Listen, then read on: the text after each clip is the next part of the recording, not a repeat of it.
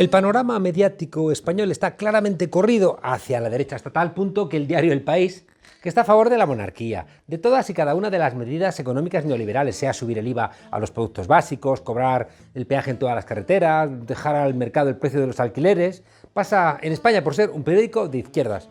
Vamos, por estar está a favor hasta de la fiesta de los toros. ¿Cómo serán los otros? La derecha tiene muchos locutores ingeniosos, porque gasta mucho dinero en ellos. La jerarquía de la Iglesia Católica dedica más dinero a pagar a Carlos Herrera en la COPE que a Cáritas.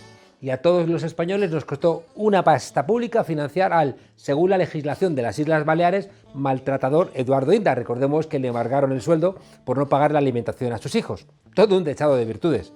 O al insultador profesional Jiménez Los Santos. O al diario El Mundo, sostenedor de bulos y despreciador de las víctimas del atentado de Atocha del 11M. Hay una pregunta difícil. ¿Debiera la izquierda ser como ellos? ¿Debiéramos cada mañana ser como Jiménez Los Santos? La verdad es que no es complicado, bastaría, no sé, por ejemplo, cada mañana hablar de él en estos términos. El diestro y muy diestro, porque de zurdo no tiene nada, enanito de Orihuela del Tremedal, ha vuelto a vomitar su indigesta rabia matutina desde la radio de los obispos, y su ira emponzoñada habrá abochornado al Cristo, pero habrá satisfecho a los fariseos. Su vómito hoy era especialmente franquista y por tanto lleno de revueltos. Quizá no le ha funcionado la ducha de agua fría, o el cilicio de fustigarse a la espalda se ha gastado, o se le deben haber atragantado las hostias. Bueno, en realidad, por tamaño y capacidad de digestión, se le habrán atragantado las medio hostias, con las que habrá comulgado pensando que eran ruedas de molino comunistas. Este tipo es como los mineros que prestaron la cama a Blancanieves, solamente porque no le podían quitar ni la blancura ni la nieve. Seguro que siempre quiso ser el mudito, para que alguien le quisiera, pero en el fondo es el gruñón, porque solo si regaña y se muestra enfadado, le van a hacer caso. Jiménez, más que los santos, es lo meapilas, porque nunca tiene el coraje de recordarle el Nuevo Testamento a los obispos, y le pagan hasta por insultar al Papa Francisco. Este personajillo de cuarta regional que entretiene a la gente de derechas y de izquierdas sin morderse la lengua por prescripción médica, es feo por dentro y por fuera. Al nacer, todos en la habitación sintieron un estremecimiento y más de uno pensó que en vez de Jiménez Los Santos debiéramos decirle Jiménez lo siento. Así que lo siento, Jiménez. El enanito del Tremedal ha disparado otra vez contra la ministra de Trabajo. Aquí podemos poner ministra de Igualdad, ministra de Asuntos Sociales, Pablo Iglesias, Podemos. En fin, que ha disparado demostrando que su coraje frente al espejo chiquitito donde hace los ejercicios de retórica cada mañana, en su casa, eso sí, siempre con unos calzoncillos con la bandera de España, no es sino la vacuna que se pone para envalentonarse delante del micrófono más tarde, después de haber dado la orden de que en el estudio se quiten todos los espejos para no reconocerse.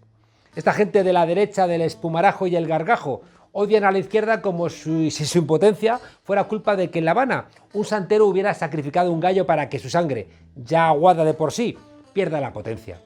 Hay que decirles que no, que su impotencia es la propia del sistema, porque China se está haciendo capitalista y Joe Biden se está haciendo castrocomunista.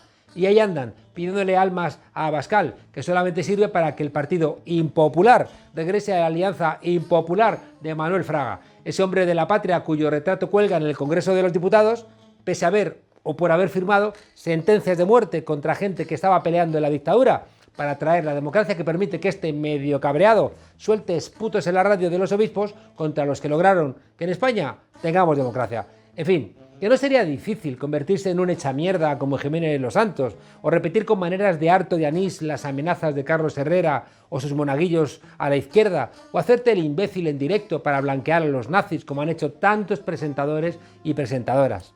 No sería nada difícil expresarse con la chulería de burdel de Inda, quien no tiene problemas por tener en nómina a alguien imputado por acoso de menores, porque del acoso a los mayores ya se encarga su jefe. Pero si hiciéramos eso, seríamos como ellos. No hay cosa que más vergüenza nos diera en la vida que ser como ellos. Nos da vergüenza en la estética, no quiero ni imaginarme en la ética. A veces es verdad que hay políticos en la izquierda que creen que haciendo cosas de derechas van a conseguir, por ejemplo, que les perdonen sus ideas. A veces incluso le ponen medallas a ejemplos máximos de corrupción. Cuando la izquierda se pierde el respeto a sí misma, se gana que le pierdan el respeto los demás. En cambio, cuando mantienen la dignidad, te pueden incluso fusilar, pero los derrotados son los que te fusilan. Porque la gente que se respeta quiere ser Espartaco y no Craxo, quiere ser Zapata y no Huerta, quiere ser Rafael del Riego y no Fernando VII, Quiere ser Lorca y no el fascista que fue borracho al bar después de asesinarle a decir que le había dado un tiro en el culo por maricón y por rojo. Porque esos son los Jiménez Los Santos, los Inda, los Carlos Herrera, gente que va al bar borrachos de su ira a decirles a los parroquianos llorando que sí, que son muy importantes, que les invitan a una copa, lo que quieran tomar todos los que estén aquí en la barra, para que les escuchen su cantinela chiquitita, triste e indecente. No somos como ellos, desobedientes. Bienvenidos a la frontera.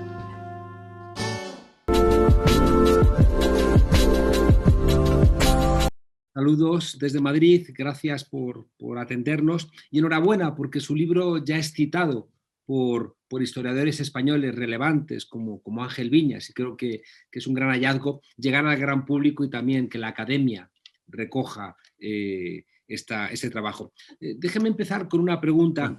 Parece Grazie, mi fa piacere saperlo. Muchas gracias, me alegra saberlo.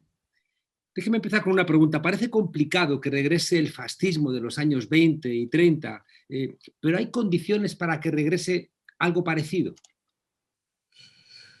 Sì, io ritengo che il fascismo... Sí, yo considero que el fascismo en su forma histórica de los años 20 y 30 no va a volver y que cualquiera que apunte a esa amenaza, a ese peligro, en realidad está infravalorando esta situación, infravalora el peligro que está corriendo la democracia, porque en mi opinión ya ahora existe, ya ahora asistimos al regreso de una forma de populismo que fue inventado por Mussolini y que ya está aquí.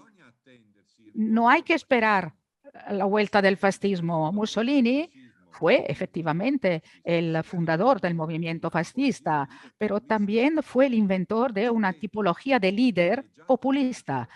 Y lo que ya ha vuelto es el liderazgo populista, no el fascismo en su forma histórica.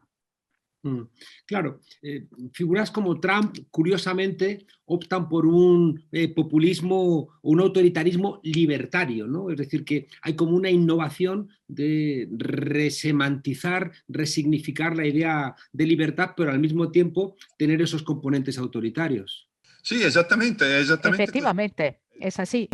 Potremmo citare molti Podríamos mencionar a muchos otros líderes alcuni comportamenti. o incluso algunos comportamientos de algunos líderes que son populistas en Italia, en España, incluso en las recientes elecciones autonómicas de Madrid y en otros países europeos Luoghi del mondo. y otros países del mundo. Lo que está ocurriendo es precisamente esto. Il nuovo populismo. El nuevo populismo que mantiene muchas características del populismo que inventó Mussolini, a diferencia del fascismo, no ejerce la violencia física como herramienta sistemática de lucha, sino que se mueve dentro de las reglas del juego democrático. Pero comparte con el populismo de Mussolini algunos rasgos fundamentales, empezando por el desprecio manifiesto hacia la democracia, sus reglas, sus instituciones, la propaganda antiparlamentaria, por ejemplo, que fue una característica del populismo de Mussolini de hace 100 años y que sigue existiendo como constante del populismo moderno. Mussolini inventó la expresión antipolítica. Es un invento suyo y en los populismos de ahora se repite constantemente. Además, es un tipo de liderazgo. Hay un tipo de liderazgo que aprende a conducir a las masas, no poniéndose delante de ellos, conduciéndolas hacia objetivos lejanos, elevados, difíciles de alcanzar, sino estando detrás, un paso atrás de las masas, olisqueando sus humores, que casi siempre son humores negros, son tendencias así oscuras, y las aprovecha. Mussolini lo decía, yo soy el hombre del después, un segundo después. Yo no antecedo a las masas, sino las sigo. Y eso nos lleva a una tercera característica fundamental del liderazgo populista, el de apostar casi siempre todo, apostarlo todo a la política del miedo, no a la política de la esperanza. Y esta es una de las intuiciones fundamentales de Mussolini. Mussolini procedía del socialismo. Era stato un giovane dirigente molto Había sido un joven dirigente muy radical del socialismo. cui il socialismo La pasión política por la que el joven socialismo lo apostaba todo era la esperanza, una esperanza de vida mejor para las generaciones futuras, una vida más justa, más equitativa que la vida de los abuelos, de los padres, el sueño del futuro. Después de haber sido expulsado del Partido Socialista, Mussolini se da cuenta de que en la era de la política de las masas que estaba empezando, habría una pasión política más poderosa que la esperanza. Y este era el miedo, el sentido de amenaza, el sentido de la amenaza de ser invadidos. Y los líderes populistas, desde Salvini a Trump y muchos más, son herederos de estos planteamientos, aunque no desciendan directamente de una cultura fascista. En sus libros parece imposible el fascismo sin la frustración, ¿no? Es un elemento central que parece que genera el caldo de cultivo para ese comportamiento, ¿no? Que autoriza de alguna manera a ser egoísta, a carecer de la empatía. Claro, y eso nos lleva a entender que quizás sin una crisis no puede haber fascismo. Y eso nos lleva también a una pregunta, que es una simplificación, pero que quizá tiene algo de verdad. Y es preguntar si no es verdad que el fascismo es el plan B del capitalismo en crisis. Yo creo que, certo, Sí, sin duda. A ver, históricamente está demostrado y es evidente que el fascismo, el nazismo, sorgono da una profonda crisi nacen de una profunda crisis social, económica y política de las democracias, que en aquella época además eran democracias jóvenes, eran todavía embriones de la democracia. No cabe duda de que sin la crisis crisis histórica provocada por la Primera Guerra Mundial y sus consecuencias, el fascismo y el nazismo non sarebbero immaginabili. no se podrían ni siquiera plantear. Pero también es evidente Il dilagare dei que la difusión de los populismos, que yo creo que están en sus comienzos, ¿no? En su final, como piensan algunos, surge de la crisis de la democracia. Más que crisis del capitalismo, yo hablaría de crisis de la democracia más bien. oggi in Europa occidentale Hoy en la Europa occidental, porque en la Europa oriental la democracia nunca la han conocido, en América, en Estados Unidos, la democracia obviamente está en crisis. No es una crisis juvenil, una crisis de crecimiento como en los años 20-30, sino una crisis de senectud. e i populismi Y es ahí, en esa crisis, que aprovechan los populistas. No sé si es un plan B del capitalismo, una ricaduta pero sin duda es una recaída, democrazia una recidiva de la crisis de la democracia. Lo planteaba porque leyendo sus obras, claro, queda la pregunta abierta de si es una guerra cultural o es una guerra material, o son los dos tipos de guerras, de la misma forma que da la sensación, como usted plantea, que siendo Mussolini un socialista inicial y después deriva hacia una promesa de que ni capitalismo ni comunismo, pero por la noche sí que tienen alianzas claras con el sistema capitalista, ¿no? Entonces, ¿cómo entendemos esta conjunción extraña entre guerra cultural y guerra material que puede terminar en nombre de esa guerra cultural, no sé, invadiendo Abisinia? Sì, guardi, è vero che a livello di, come dire, di Sí, es cierto que desde un punto de vista de la retórica oficial o la propaganda, Mussolini se ofrecía como una tercera vía entre el capitalismo de tipo liberal,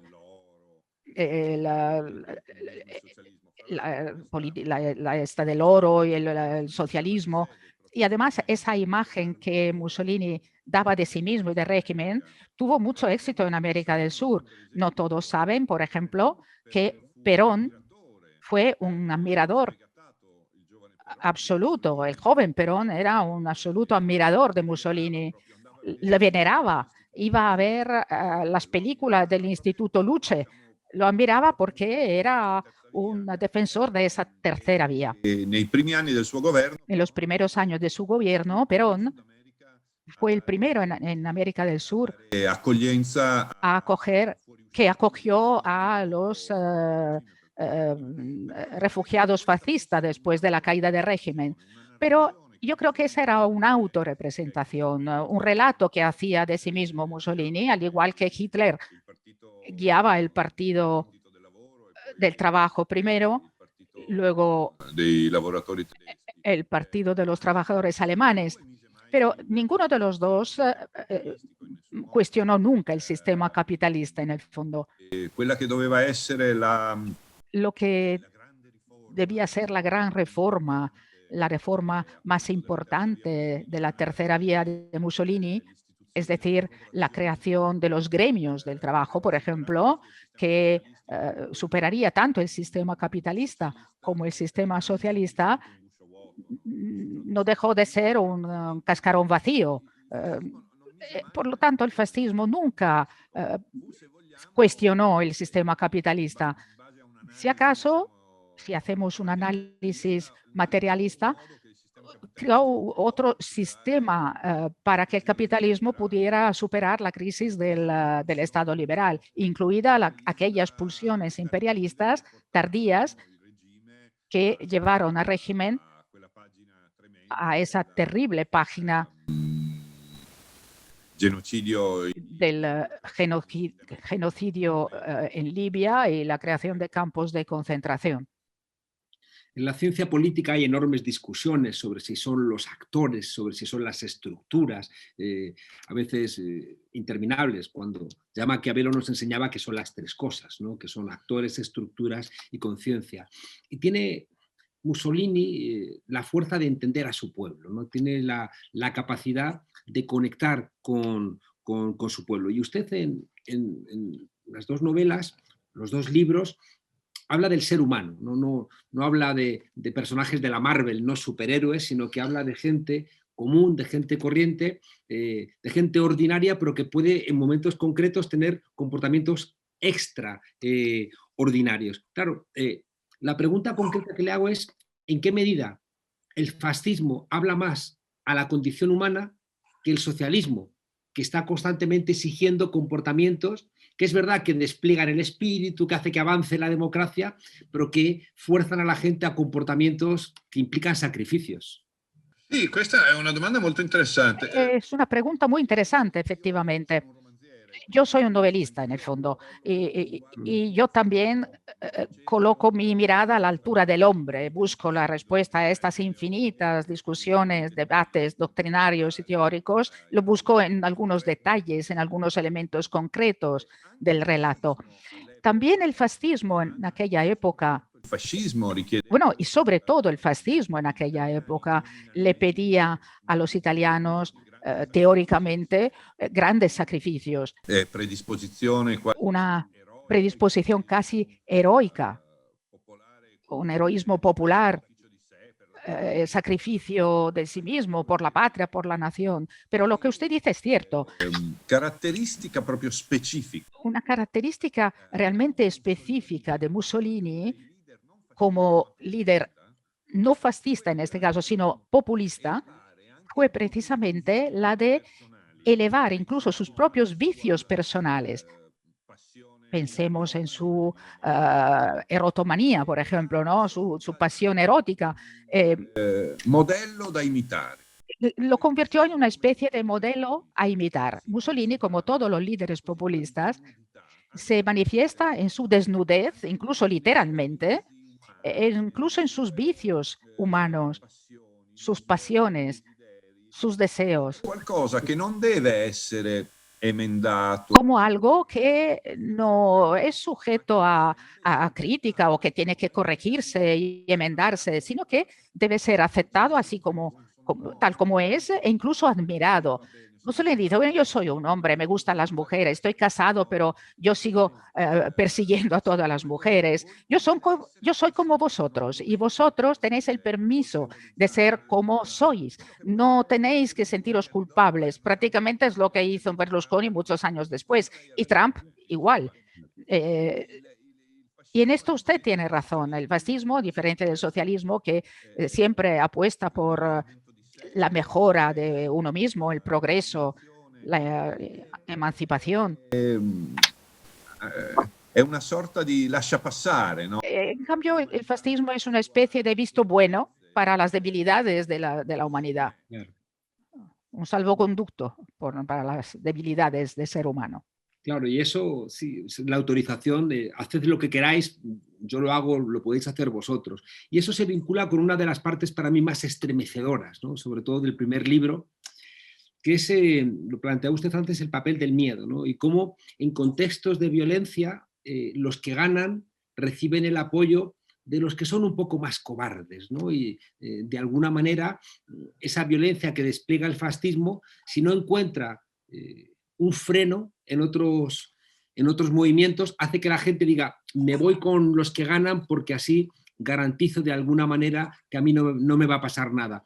A mí me estremeció leer en la biografía de Willy Brandt una queja, Willy Brandt, que no era un revolucionario, una queja durísima de no haber tomado las armas en 1933, cuando se disuelve el Land de Prusia, ¿no? Se disuelve el gobierno de Prusia, y él planteaba, teníamos que haber respondido con más violencia, incluso con las armas, aunque nos hubieran derrotado, porque aunque nos hubieran derrotado, hubiéramos lanzado al mundo el mensaje de que no todos los alemanes habían sucumbido a Hitler.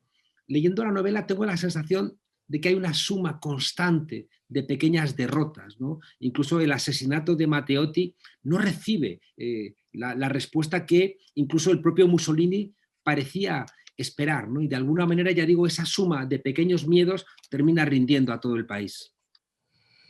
Sì, io in questo secondo volume... Sí, en este segundo libro, El hombre de la providencia, empiezo el relato después de que cualquier conflicto ha cesado. La rendición de los antifascistas ya es total. El país se ha hundido casi en un letargo.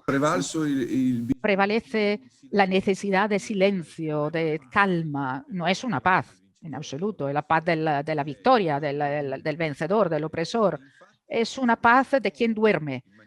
Y es desconcertante ver que tan solo 4 años después, en el momento en que Mussolini corrió el riesgo de perderlo todo a causa del repudio del fascismo causado por el horror del asesinato de Matteotti, pues en ese momento precisamente Mussolini alcanza su apogeo político en 1929, cuando le etiquetan, precisamente lo consideran, lo definen como hombre de la providencia por parte del Papa además. Y hay un punto de ruptura en la capacidad de lucha de las personas.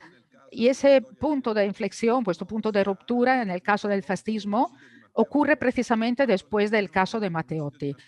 Cuando el asesinato de Matteotti consigue arrastrar el fascismo, está a punto de arrastrar al abismo el fascismo, la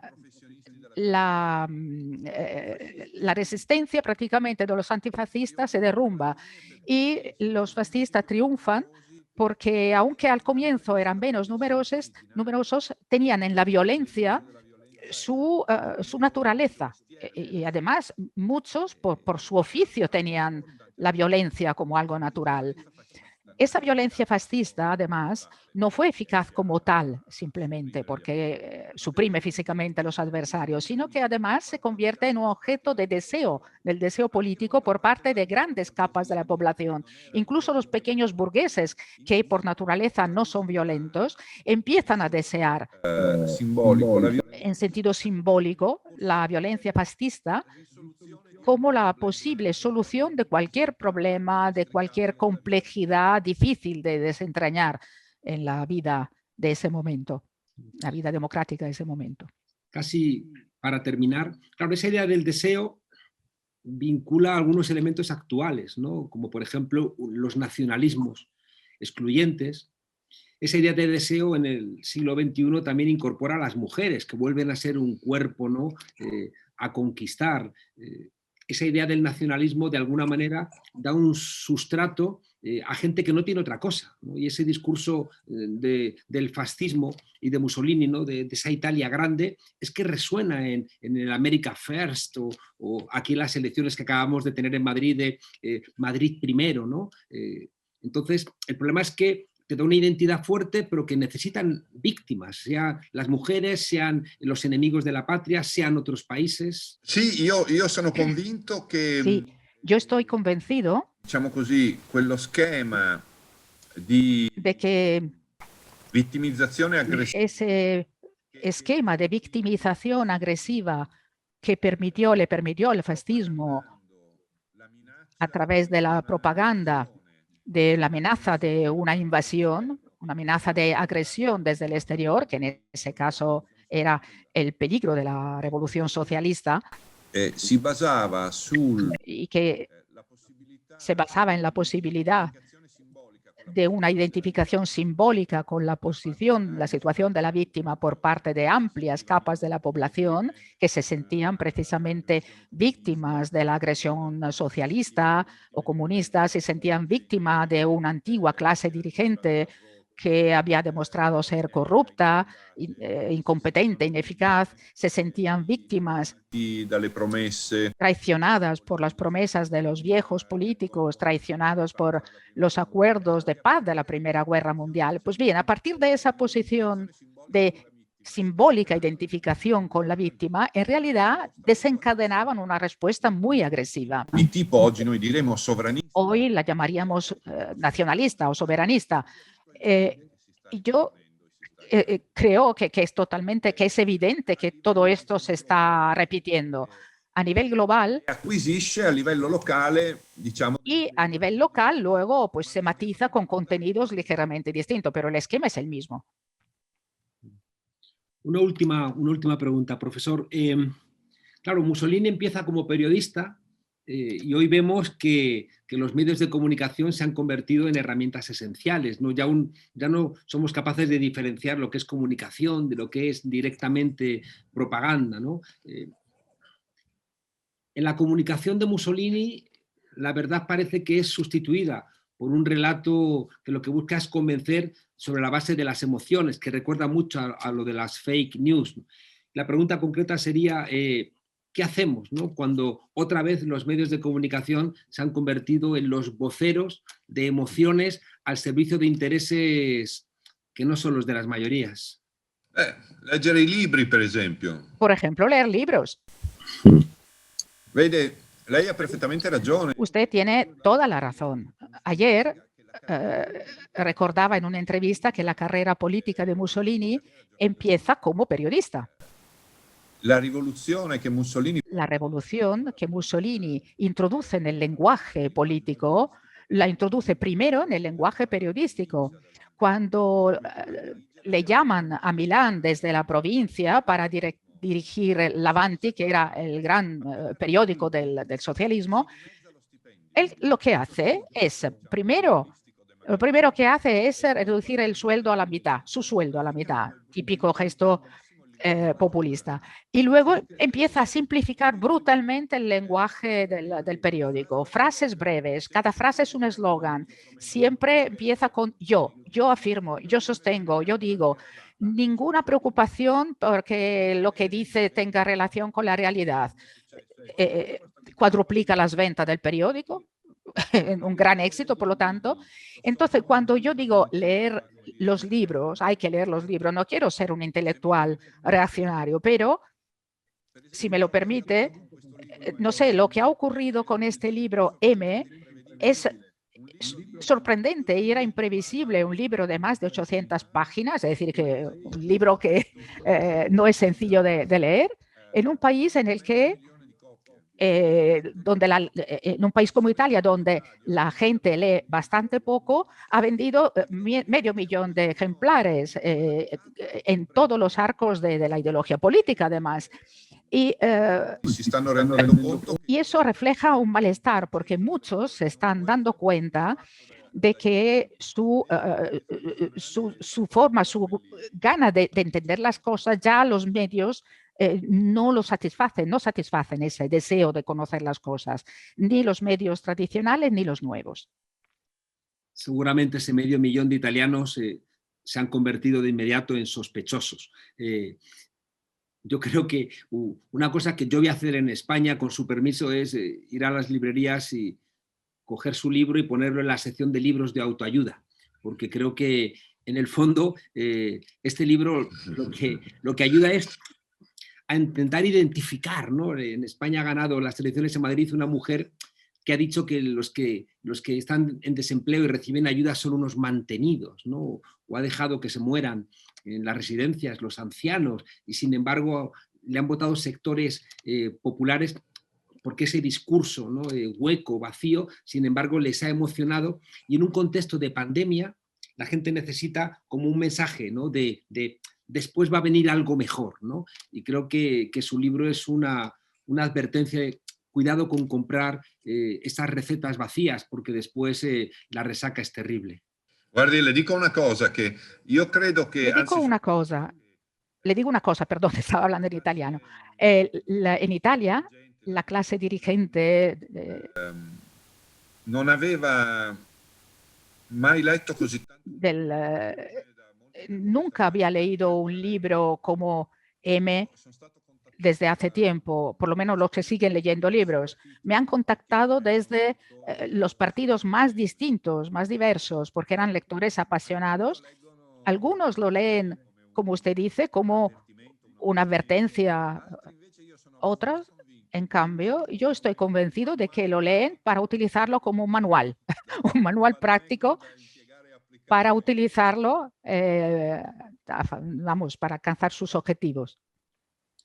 Profesor Scurati, muchísimas gracias por el esfuerzo, sobre todo porque reclama muchos años de trabajo y le podemos decir desde España que somos de los que lo leemos como vacuna, ¿no? Y por tanto le tenemos que dar las gracias por la parte médica que implica este libro. Pues muchísimas gracias. Arrivederci. Arrivederci. Bien. Grazie a lei, buon lavoro. Ciao. Ciao.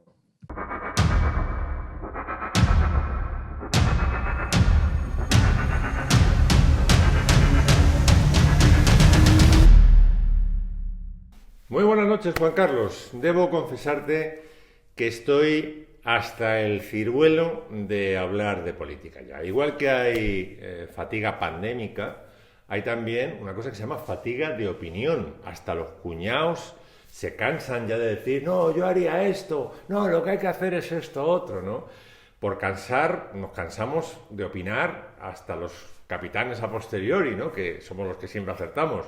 Los especialistas en decir a toro pasado, no, esto habría que haberlo hecho de esta manera, no, esto habría que haberlo hecho de esta otra manera, ¿no? Es una broma, ¿eh? Yo no me considero ningún capitán a posteriori. Es más, te puedo contar, porque te afecta directamente, que le dije al PSOE en 2011, cuando me contrataron de consultor político externo, que evidentemente se tenían que ir más a la izquierda si querían recuperar votos, ¿no? Y se burlaron de mí, tío. La cuevita de la izquierda empezaron a llamarlo, lo que yo proponía, ¿no? No nos vamos a meter ahora en la cuevita de la izquierda, que luego se tarda mucho en recuperar el centro, decía Valenciano, ¿no? Por no hacerme caso, surgió Podemos, surgisteis vosotros, y solamente en 2014 les quitasteis más de 1 millón de votos. ¡Toma, Moreno! Gracias, feligreses. Coplillas para ir tirando. La fatiga de opinión viene de A, constatar lo poco que influyen ya nuestras opiniones, ¿no? Al fin y al cabo, uno opina para influir en los demás. ¿Qué tiempos, Juan Carlos, en los que la gente decía, por ejemplo, ¿no? Oye, tío, ¿has visto lo que ha escrito Rafael Sánchez Ferlosio sobre, pongamos por caso, sobre los fastos del 5º centenario? Joder, tiene más razón que un santo, macho. Yo no voto al PSOE en las próximas elecciones. Ocurrían esas cosas, ¿no? Por no influir, aquí ya no influye ni Iñaki Gabilondo, que era el influencer político por antonomasia, ¿no? Se ha tenido que cortar la coleta el pobre Iñaki al constatar impotente que sus opiniones ya no sirven para nada. es como para él, era como predicar en el desierto, ¿no? La gente ya le venía opinada de casa.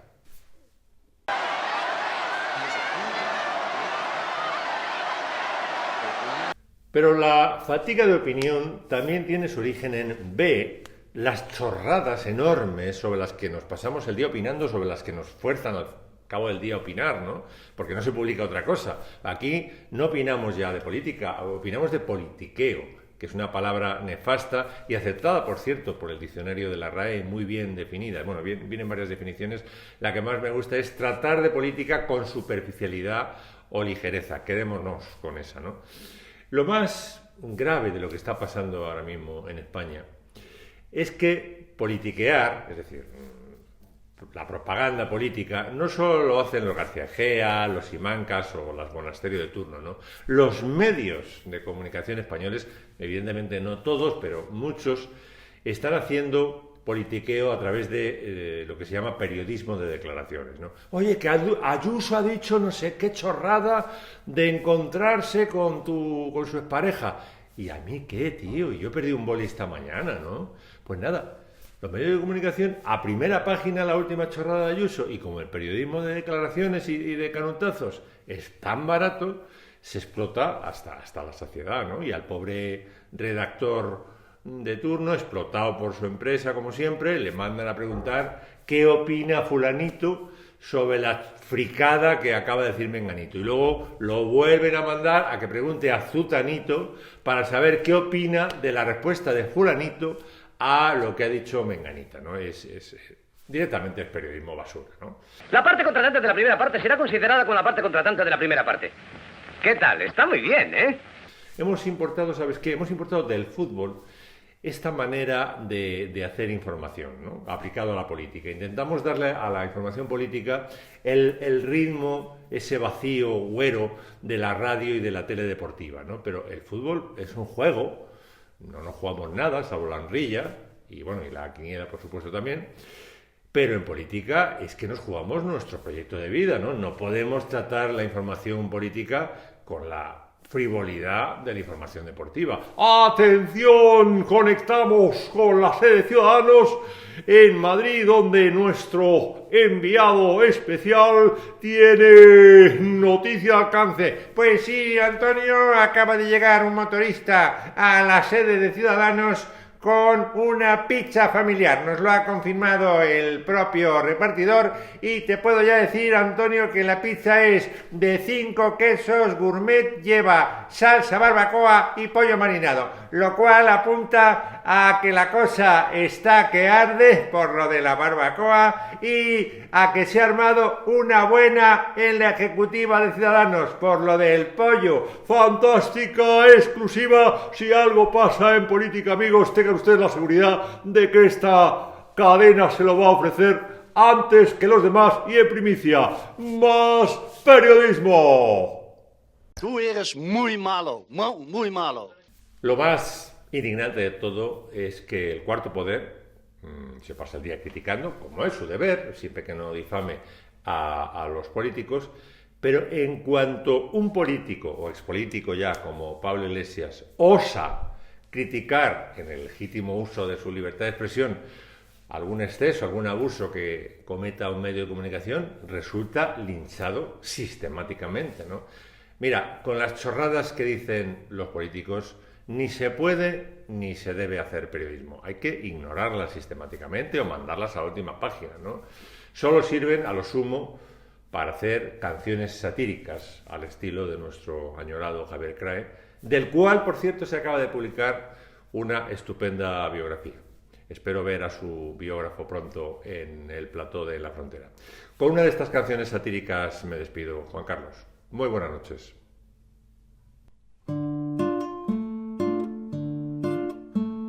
Tienes a la peña entre atónita y perpleja con la chorrada esa de encontrarte a tu expareja. Te has coronado a fuerza de voluntad, ajá, en la emperatriz de la insustancialidad. Haznos ahora un favor, porque no estamos de humor. Cierra el pico que así estás mejor. Un abrazo grande para ustedes.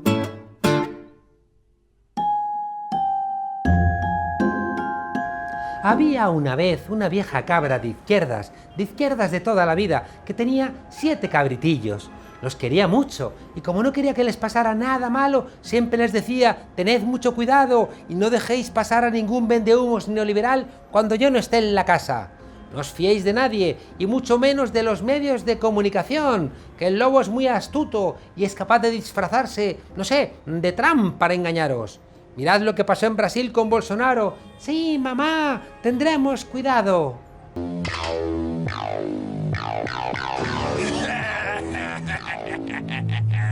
En cuanto la cabra desapareció, apareció el lobo y llamó a la puerta. ¿Quién es?, preguntaron los cabritillos.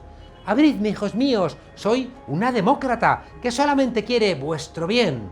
El caso es que los cabritillos estaban muy escaldados tras la anterior crisis. Hicieron caso a su mamá y le cerraron la puerta. Da igual que fueran los cabritillos de Cataluña, los cabritillos del País Vasco.